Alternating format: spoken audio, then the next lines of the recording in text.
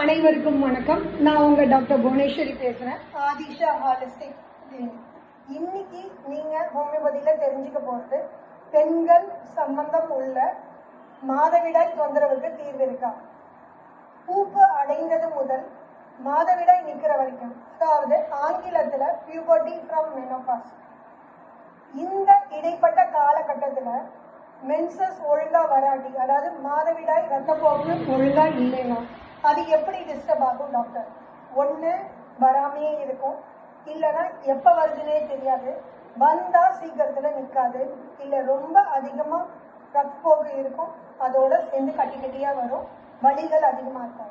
இந்த மாதிரி என்ன மாதிரி தொந்தரவுகளாக இருந்தாலும் அதுக்கு காரணமாக இருக்கிறது பரம்பரையா வர நோயின்னு சொல்லுவாங்க. அம்மா மூலியமாவோ, அப்பா சைடு அத்தை, அவங்களோட அம்மா, அந்த மாதிரி பரம்பரையா வரும். இல்லைன்னா ஹார்மோனல் இம்பேலன்ஸ்னால வரும். ஹார்மோனல் இம்பேலன்ஸ் அப்படின்னா தைராய்டுனால மெயினா வரலாம், இல்ல கரு வளர்ற முட்டையில, இல்ல கர்ப்பப்பையில கட்டினால இருக்கலாம், இல்ல கர்ப்பப்பை வீக்கத்தினால வரலாம். எதுவா இருந்தாலும் ஹோமியோபதியில நிரந்தர தீர்வு இருக்கு. அதற்கு காரணம் என்னன்னா, ஹோமியோபதியில நோய் அறிகுறிகளுக்காக மருந்து கொடுக்காம அந்த நோயாளிக்கு வர்றதுக்கு காரணம் என்ன, மனதளவுல எந்த விதத்துல பாதிக்கப்பட்டிருக்காங்க, அவங்களோட சுபாவம் என்ன, இப்படி தெரிஞ்சுக்கிறதுனால ஹோமியோபதி மருந்துகள் அவங்களோட குண அதிசயத்துக்கும், அதாவது ஆங்கிலத்துல கான்ஸ்டிடியூஷனல் அப்ரோச் அப்படின்னு சொல்லுவாங்க.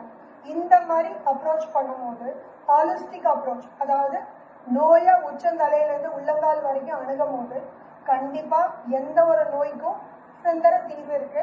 கர்ப்பப்பைய அவசியம் இல்லாம எடுக்க வேண்டாம். கண்டிப்பா நம்மளால கர்ப்பப்பைய காப்பாற்ற முடியும், கரு வளர்ற முட்டையை காப்பாற்ற முடியும், குழந்தை இல்லாத தன்மையை போக்கி தாய்மையை உருவாக்க முடியும். இது மாதிரி தகவல்களை தெரிஞ்சுக்கிறதுக்கு தொடர்ந்து என்னோட யூடியூப் சேனல், இன்ஸ்டாகிராம் பேஜை ஃபாலோ பண்ணிக்கிட்டே இருக்கேன். நன்றி.